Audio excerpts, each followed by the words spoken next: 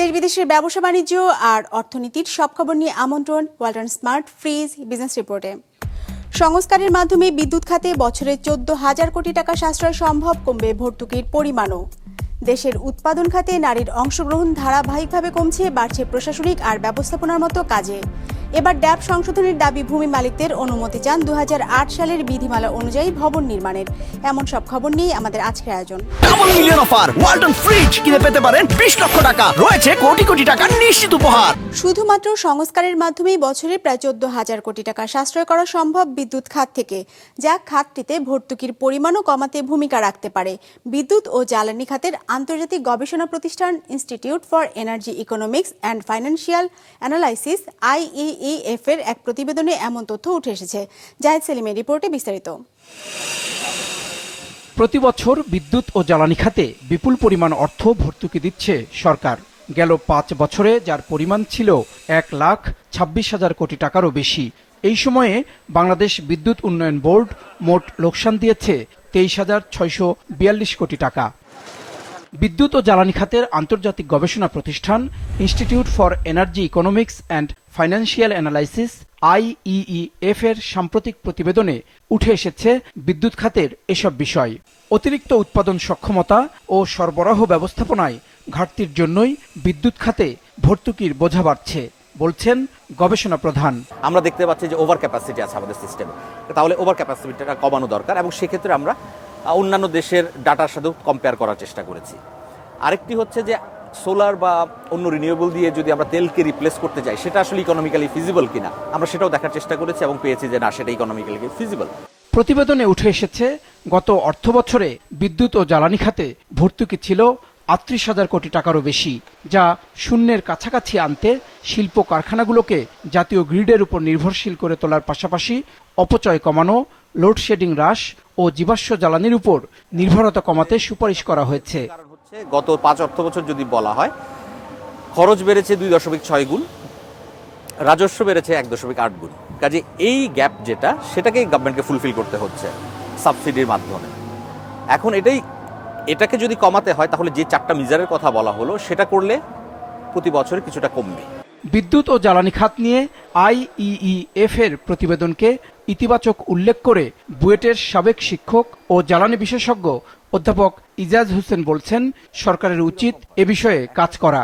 এই রিপোর্টটা আমি মনে করি সরকারের খুব কাজে দিবে, যে আমরা যেই সময় নবায়নযোগ্য বিদ্যুৎটা খুব সহজেই ব্যবহার করতে পারি, ঠিক সেই সময় আমরা তেল ভিত্তিক বিদ্যুৎ কেন্দ্র ব্যবহার করছি। তেল ভিত্তিক বিদ্যুৎ কেন্দ্র প্রতি ইউনিটের দাম পড়ে হচ্ছে 25 টাকা, আর আমরা যদি এখানে নবায়নযোগ্য বিদ্যুৎ কেন্দ্র আমরা ব্যবহার করতাম, আমাদের পড়তো 12 থেকে 13 টাকা। গবেষণা প্রতিবেদনে দেয়া পূর্বাভাস বলছে 2030 সাল পর্যন্ত দেশের বিদ্যুৎ চাহিদা 26,000 মেগাওয়াটের মধ্যেই থাকবে। সে সময় তেলভিত্তিক পুরাতন বিদ্যুৎ কেন্দ্রগুলো বন্ধ করে দিলেও উৎপাদন সক্ষমতা থাকবে 35,000 মেগাওয়াটের মতো। ফলে নতুন কেন্দ্র তৈরির যৌক্তিকতা নেই, বলছেন বিশেষজ্ঞরা। জাহিদ সেলিম, বিজনেস রিপোর্ট, মাছরাঙা টেলিভিশন। দেশের উৎপাদন খাতে নারীর অংশগ্রহণ ধারাবাহিকভাবে কমছে, এমন তথ্য উঠে এসেছে Bangladesh institute of development studies BIDS এর গবেষণায়। রোববার রাজধানীতে আয়োজিত BIDS এর বার্ষিক কনফারেন্সে বলা হয়, দেশের দারিদ্র্যের হার কমলেও উচ্চ মূল্যস্ফীতির কারণে খাবার খাওয়া কমিয়েছে সাধারণ মানুষ। দেশের মোট জনসংখ্যার অর্ধেকের বেশি নারী হলেও কর্মক্ষেত্রে নারীর অবস্থান সন্তোষজনক নয়।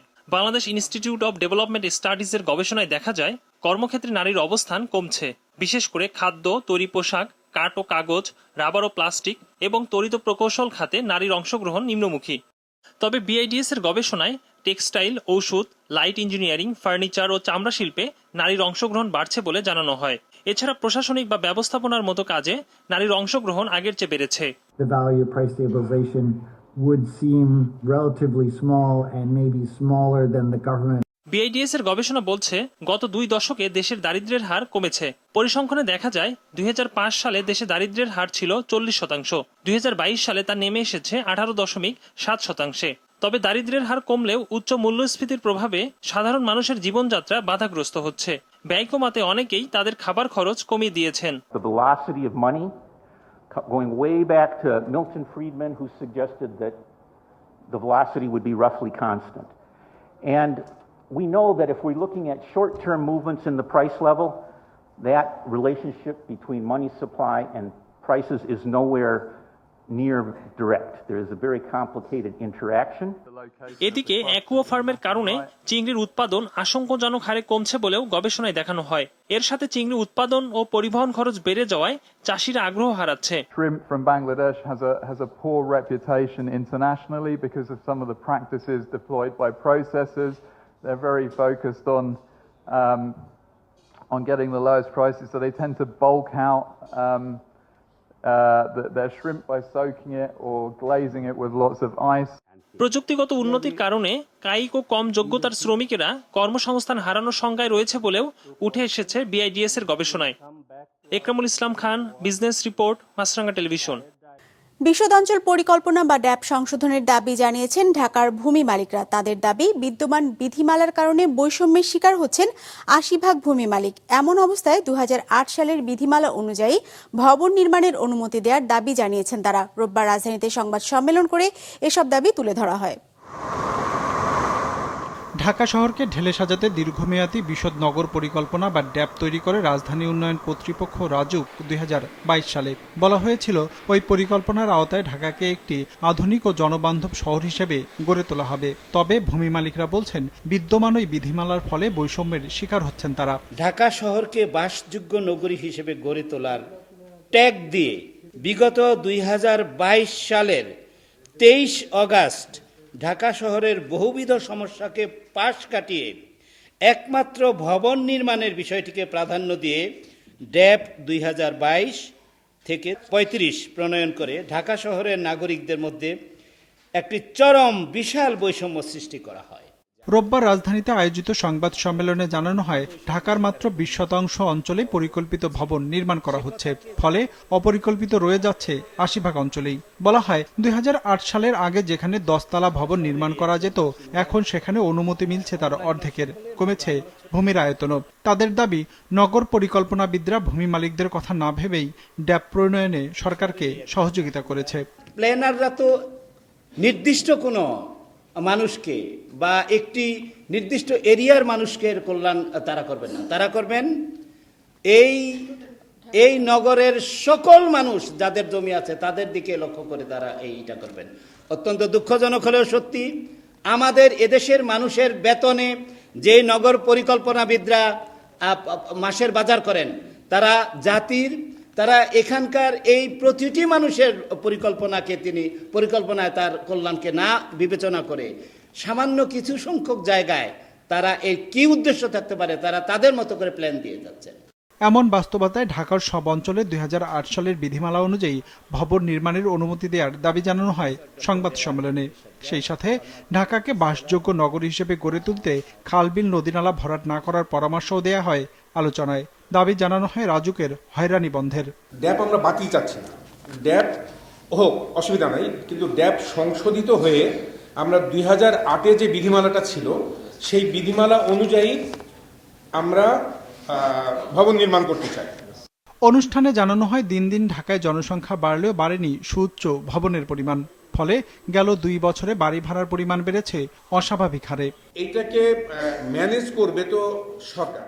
Ranjibul Mizan, business report, Maasranga television.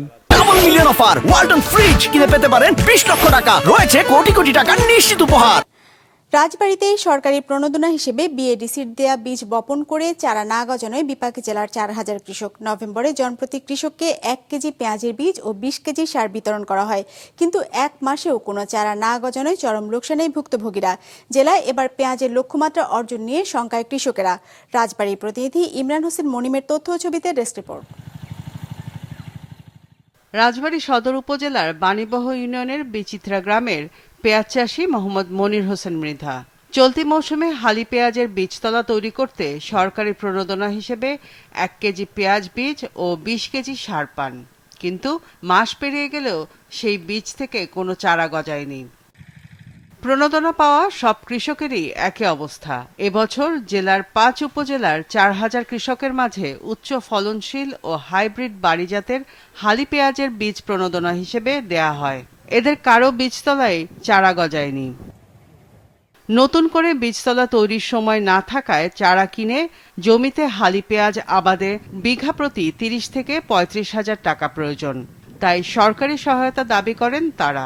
দেশীয় দানা যেটা আমরা কিনে আনছিলাম সেটা পাশেই যে দানাটা আপনারা যদি দেখেন অরিজিনালি আসলে ভালো দানা, সেটা আমরা বজায় গেছি, ইনশাল্লাহ আমরা এতে খুশি। কিন্তু সরকারিভাবে যে প্রণোদনাটা পেয়েছি সেটা ভাই আমাদের খুবই ক্ষতিকর হয়েছে। দানা একটু জ্বালায়নি। এখন মনে করেন যে আমাদের যে একটা ক্ষতি হয়ে গেল, এখন মনে করেন যে এখন আর এই যে দানা পরবর্তীতে যে দেওয়ার ওই সময়টা এখন নাই। সরকার যদি আমাদের অর্থনৈতিকভাবে সহযোগিতা বা সাহায্য করে তাহলে আমরা দূর থেকে হালি কিনে এনে তাহলে পেঁয়াজ লাগাতে পারবো। জেলা প্রশাসন ও কৃষি সম্প্রসারণ অধিদপ্তরের গঠিত দুটি তদন্ত কমিটির প্রতিবেদন এরই মধ্যে সংশ্লিষ্ট মন্ত্রণালয়ে পাঠানো হয়েছে। ক্ষতিগ্রস্তদের ফের পেঁয়াজ বীজ দেওয়ার সিদ্ধান্ত নেওয়া হয়েছে বলে জানায় কৃষি সম্প্রসারণ অধিদপ্তর। সরকারের দেওয়া বাড়ি পেঁয়াজ 4 এবং জাত আর হচ্ছে বাড়ি 1, এই তিনটে জাতি কোনোটাই মানে আশানুরূপ গজায় নাই। মানে যা গজাইছে তাতে আসলে অসন্তোষজনক একেবারে। কোনোটা 2%, কোনোটা 4%, কোনোটা 10%। এখন এই সমস্ত জমিগুলো যদি তারা লাগাইতে যায় তাহলে হালি কিনে লাগাইতে গেলে মোটামুটি একটা জমিতে বিঘা প্রতি 20 থেকে 25,000 টাকার হালি লাগবে বর্তমান যে বাজার দর। আশা করতেছি খুবই দ্রুত আমরা কৃষককে আরও 1 কেজি করে দ্রুত বীজ দিয়ে, ভালো বীজ দিয়ে, মানসম্পন্ন বীজ দিয়ে আমরা কৃষককে সরাসরি সহযোগিতা করব এবং পেঁয়াজ আবাদের ব্যাপারে কোনো প্রকারে হ্যাম্পার হবে না। লক্ষ্যমাত্রা পূরণ হয়েও জেলায় পেঁয়াজ আবাদের উৎপাদন ঠিক থাকবে। প্রতি বছর দেশে পেঁয়াজের 16% রাজবাড়িতে উৎপাদিত হলেও এবছর লক্ষ্য পূরণ না হওয়ার আশঙ্কা জানান কৃষকরা। বিজনেস রিপোর্ট, মাছরাঙা টেলিভিশন।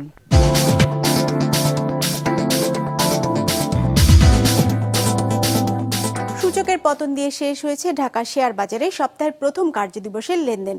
সার্বিক সূচক ডিএসসি এক্স 14 পয়েন্ট কমে দাঁড়িয়েছে 5,181-তে। বেচা কেনা হয়েছে 293 কোটি টাকার। লেনদেনে অংশ নেওয়া প্রতিষ্ঠানগুলোর মধ্যে দর বেড়েছে 87টির, কমেছে 248টির আর অপরিবর্তিত আছে 60টির দর। এবার বাজার নিয়ে বিশ্লেষণ শুনবো ব্র্যাক ইপিএল স্টক ব্রোকারেজের। আজকে ডিএসসিএক্স ইন্ডেক্স ক্লোজ হয়েছে 5,181.83 পয়েন্টে, যা গত বৃহস্পতিবারের তুলনায় 14.99 পয়েন্ট কম। আজ টার্নওভারের দিক থেকে মার্কেট নিম্নমুখী প্রবণতা প্রদর্শন করে, যা গত বৃহস্পতিবারের তুলনায় 12.5% কম। এদিকে অধিকাংশ লার্জ ক্যাপ সেক্টরে আজ মিক্সড পারফরমেন্স দেখা গিয়েছে, যেখানে সবচেয়ে ভালো পারফর্ম করেছে fuel and power sector, followed by pharmaceutical এবং টেলিকমিউনিকেশন সেক্টর। আজ টার্নওভারের দিক থেকে সবচেয়ে ভালো পারফর্ম করেছে pharmaceutical sector, followed by banking এবং টেক্সটাইল সেক্টর। আজ টার্নওভারের দিক থেকে সবচেয়ে বেশি ট্রেডেড স্টক ছিল Bangladesh shipping corporation, followed by square pharmaceuticals PLC এবং এনআরবি ব্যাংক পিএলসি। দক্ষিণ কোরিয়ার প্রেসিডেন্টের আকস্মিক সামরিক আইন জারি ও কয়েক ঘন্টা পর প্রত্যাহারের ঘটনায় দরপতনের শিকার হয়েছে এশিয়ার বেশিরভাগ পুঁজিবাজার।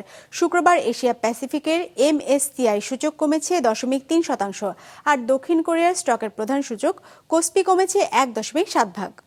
북한 공산 세력의 위협으로부터 4 দশকের বেশি সময় পর দ্বিতীয়বার সামরিক আইন ঘোষণা করে দক্ষিণ কোরিয়ার প্রেসিডেন্ট ইউন সুক ইয়োল মঙ্গলবার রাতে।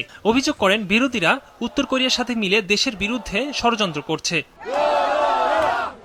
প্রেসিডেন্টের এই ঘোষণার কঠোর বিরোধিতা করে সংসদে ভোট দেন দেশটির আইন প্রণেতারা। বিরোধিতার মুখে সামরিক আইন রদ করতে বাধ্য হন প্রেসিডেন্ট। জানান সামরিক আইনের অবসান ঘটাতে সংসদ সদস্যদের রায় মেনে নেওয়া হয়েছে।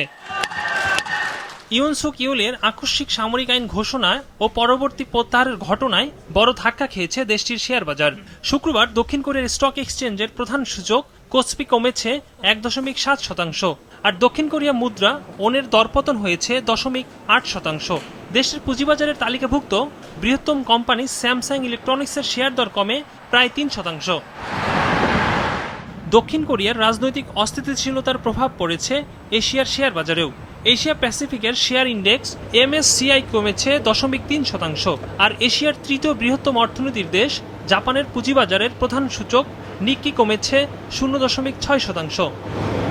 অবশ্য ব্যতিক্রম চিত্র দেখা গেছে হংকংয়ের পুঁজিবাজারে। প্রধান সূচক হ্যাংসেং বেড়েছে 0.4%। চায়না ব্লুচিপ CSI সূচকও 0.2% বেড়েছে।